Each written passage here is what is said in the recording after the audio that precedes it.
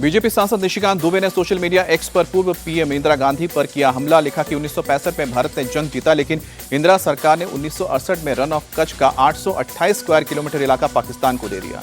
निशिकांत दुबे ने इंदिरा गांधी को iron lady कहे जाने पर किया कटाक्ष। लिखा कि संसद के विरोध के बावजूद आयरन लेडी ने डर का हमारा हिस्सा नीलाम कर दिया। निशिकांत दुबे ने एक्स पोस्ट पर लिखा, यही आयरन लेडी का सत्य है, कांग्रेस का हाथ हमेशा पाकिस्तान के साथ। कांग्रेस नेता शशि थरूर की अगुवाई में 9 सदस्यीय ऑल पार्टी डेलीगेशन आज अमेरिका के लिए रवाना हुआ। गुयाना, पनामा, ब्राजील और कोलंबिया का दौरा करेगा। डेलीगेशन में Shambhavi doctor Sarfaraz Ahmad, CM Harish, Balayogi Shashank Mani Tripathi, Bhubaneswar Kalita, Tejasvi Surya और मिलिंद देवराज शामिल हैं। पूर्व राजदूत तरनजीत सिंह संधू भी हैं। बीजेपी के सांसद बैजयंत पांडा के नेतृत्व में भारतीय सांसदों का डेलीगेशन रवाना हुआ। सऊदी अरब, कुवैत, बहरीन और अल्जीरिया में रखेगा ऑपरेशन सिंदूर पर भारत का पक्ष। बैजयंत पांडा ने कहा कि हम दुनिया से आतंकवाद पर फोकस करने को कहेंगे, हम स्टेट स्पॉन्सर्ड आतंकवाद के शिकार हैं। असदुद्दीन ओवैसी ने कहा कि हम दुनिया को बताएंगे कैसे पाकिस्तान भारत में आतंकवाद को बढ़ावा दे रहा है। निशिकांत दुबे ने भरोसा जताया कि सऊदी अरब, कुवैत जैसे देश हमारी बात को समझेंगे और जब हम लौटेंगे तो पूरी दुनिया में पाकिस्तान के खिलाफ माहौल होगा।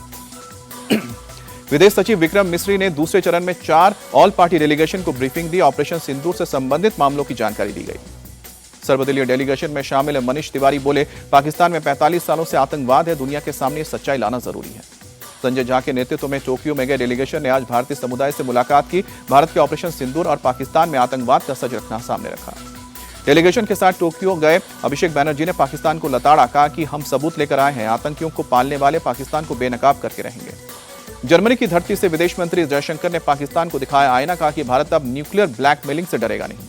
जयशंकर ने साफ किया कि भारत और पाकिस्तान के बीच सारे मुद्दे द्विपक्षीय हैं, किसी तीसरे देश की जरूरत नहीं। जर्मनी के विदेश मंत्री जोहान वाडेफुल ने आतंकवाद के खिलाफ भारत की लड़ाई और आत्मरक्षा के अधिकार का समर्थन किया। आतंकवाद को मानवता के लिए बताया कलंक। जर्मनी में नई सरकार बनने के बाद पहली बार बर्लिन पहुंचे जयशंकर ने चांसलर फ्रेडरिक मर्ज से मुलाकात की। द्विपक्षीय साझेदारी को बढ़ाने पर चर्चा हुई।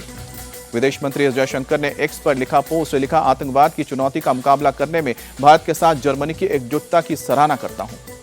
संयुक्त राष्ट्र सुरक्षा परिषद में भारत ने पाकिस्तान को लताड़ा, कहा कि भारत दशकों से पाकिस्तान स्पॉन्सर्ड आतंकवाद से सह रहा है, लेकिन अब नहीं सहेगा। पाकिस्तान के पीएम शहबाज शरीफ 25 से 30 मई तक 4 देशों का दौरा करेंगे, तुर्की, ईरान, अजरबैजान और तजाकिस्तान। पीएम शहबाज भारत के खिलाफ जंग में साथ देने के लिए तुर्की, अजरबैजान का एहसान जताएंगे, ईरान और तजाकिस्तान से मदद लगाएंगे। पाकिस्तानी विमानों के लिए भारत ने बढ़ाया बैन, अब 23 जून तक पाकिस्तान के लिए बंद रहेगा भारत का एयर स्पेस। भारत ने जारी किया नोट। अगले हफ्ते रूस दौरे पर जाएंगे, एनएसए अजीत डोभाल सूत्रों की खबर। लोकसभा में नेता प्रतिपक्ष राहुल गांधी आज जम्मू कश्मीर के दौरे पर पुंछ रवाना हो रहे हैं। सीमा पार से पाकिस्तानी फायरिंग में मारे गए लोगों के परिवार से मुलाकात करेंगे। पीएम मोदी आज नीति आयोग गवर्निंग काउंसिल की 10वीं बैठक की अध्यक्षता करेंगे। देश भर के सीएम और उपराज्यपाल शामिल। नीति आयोग गवर्निंग काउंसिल की बैठक में 2047 तक विकसित भारत के रोड मैप पर होगा विचार विमर्श। दिल्ली के भारत मंडपम में आयोजित है कार्यक्रम।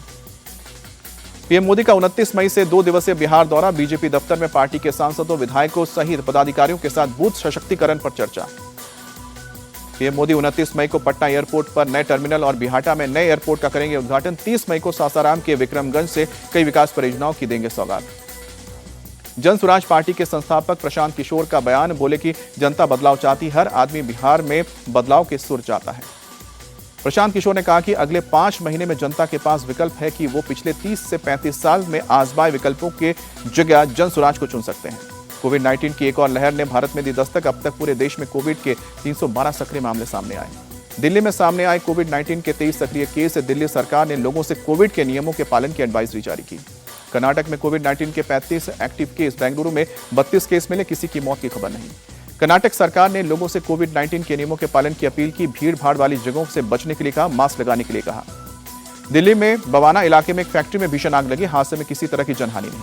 धमाके की वजह से गिरी बिल्डिंग। दमकल की टीम ने आग पर काबू पाया। हादसे की वजह की जांच जारी। गुजरात के नवसारी में सुबह के वक्त बदला मौसम का मिजाज। कई इलाकों में तेज हवाओं के साथ बारिश।